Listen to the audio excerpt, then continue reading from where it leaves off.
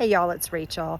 I just did a 30-day plus update of how I'm doing yesterday, but I was so excited because today I actually feel like I've hit new milestones and I'm moving forward in my recovery. So if you don't know, I gained and lost over 100 pounds and did that with diet and exercise and using a product called Lumen.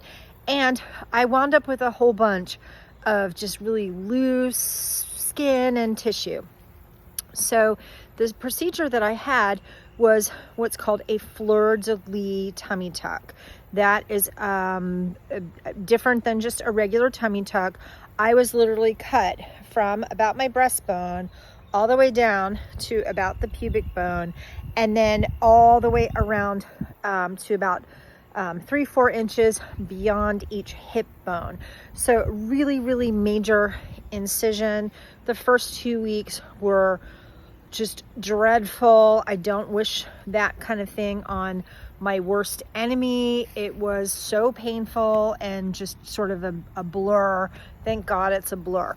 But I am now about basically 5 weeks or so after my tummy tuck surgery, and last night at some point during the day, I just remember yesterday I was saying I felt like I had like a 3-inch sort of band of tissue straight down from that whole incision where it was uncomfortable. Well, it's like it's shrunk. So now that uncomfortable band is maybe 1.5 inches. And I would just describe it as being like numb and kind of uncomfortable, but like it's not painful anymore. Like it's just like this huge difference. And no, I didn't take any pain medications, no Tylenol, no nothing. Just kind of yesterday, the last few days, I've been like craving salt and fat and protein, and I just kind of went with what I felt like my body was telling me, and I just feel like I've made a bold leap forward. But another thing that has happened to me is when I woke up this morning, and I had yet another night where I didn't wear my abdominal binder at all. When I woke up in the morning, I had actually rolled in my sleep and I was sleeping on my stomach. So I'm the kind of person, like I like laying on my side, which was almost completely impossible for the first couple of weeks. And then I was able to lay on my side, but I was only able to lay on my left side.